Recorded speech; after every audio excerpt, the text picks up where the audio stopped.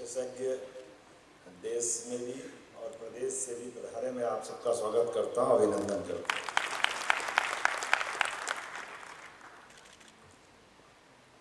बदलते दौर में यशस्वी प्रधानमंत्री के नेतृत्व में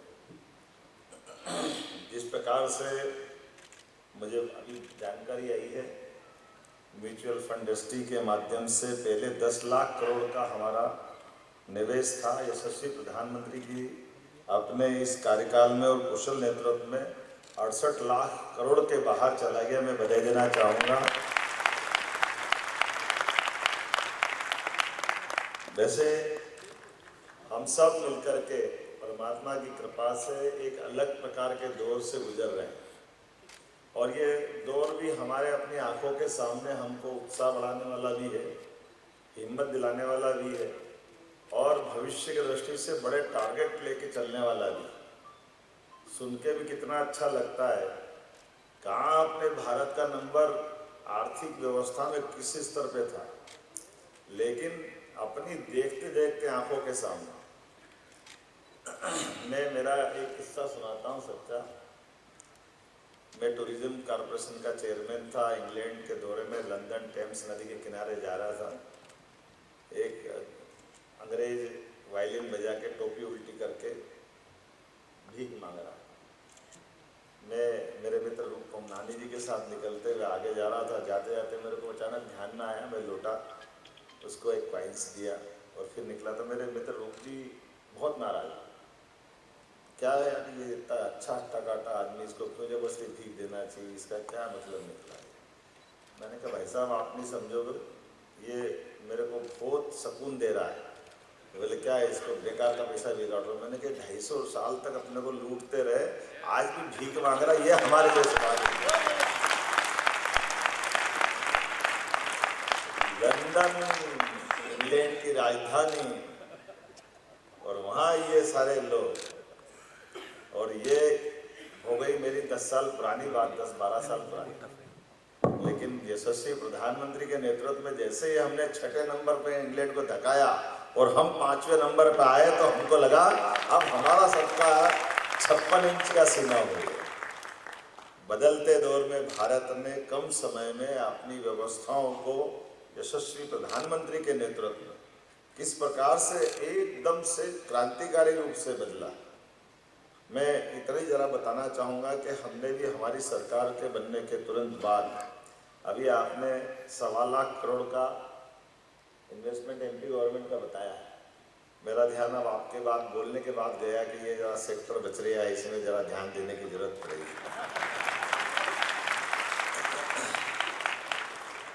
ऐसे कई सारे काम हमने किए। हमारी सरकार में बनने के बाद हमने कहा कि हमारी एक जरा मजबूरी है भाई, हमारा निवेश जरा लंबा चलता है।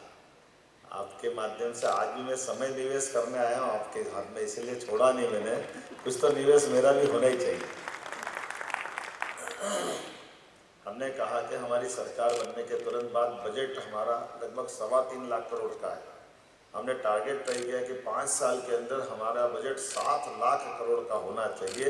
इस तरह से हमने अपने काम को आगे बढ़ाना चालू और मूल जो जरूरी खर्चे हैं उनको छोड़ करके हमारी आय ज़्यादा बढ़ाना, खर्चे को कंट्रोल करना, अनावश्यक सब्सिडी जैसे देने का कई सारे काम हम कर रहे हैं। आपके माध्यम से भी भविष्य में कोई विषय लाएंगे। जैसे उदाहरण के लिए अभी हमने अपनी इसी 1 साल की उपलब्धि में एक चीज़ की घोषणा की है। घोषणा ये है कि हमारे किसानों को बिजली जब हम देते हैं उनको, तो बिजली के 5 हार्स पावर के कनेक्शन पे हमको प्रति किसान लगभग 53,000 रुपया प्रति पंप हमारा अनुदान उनको रहता है और उनसे 7,000 7,500 रुपये साल का लेता। अर्थात हमारे द्वारा जो बिजली 60,000 करोड़ में पड़ रही है या 60,000 में पड़ती है, हम उसको 53,000 की सब्सिडी दे रहे हैं। ऐसे करके किसानों का अगर स्थायी कनेक्शन और अस्थायी कनेक्शन की बात करें तो 1 लाख कनेक्शन हम अस्थायी हमारे होते हैं और सब मिलाकर के लगभग 31 लाख कनेक्शन हमारे पास रेगुलर है। इसके आधार पर लगभग 15,000 करोड़ की हमको फटका अपनी तरफ से साल का साल पड़ता है। और ऐसे में सोलर पंप के आधार पर भारत सरकार की योजना से 60% वो फंड दे दे और 40% हम अपना मैचिंग ग्रांट की बात कर रहे हैं। तो अर्थात अभी हमने प्लान किया कि चूंकि इतने बनाने वाले भी होना चाहिए सोलर, हमने कहा कि हमारे किसान 7,000 भी क्यों देना चाहिए, हम तो 7,000 भी माफ़ कर दें, सबको सोलर पंप लगा दें तो हमारा दोनों काम हो जाए, हमारी सब्सिडी भी खत्म हो जाए और हमारा एक तरह से किसान को भी अपने पैरों पे खड़े होने के लिए भगवान के द्वारा सूर्यनारायण की ऊर्जा सबको मिले, परवारे उनका काम हो जाए।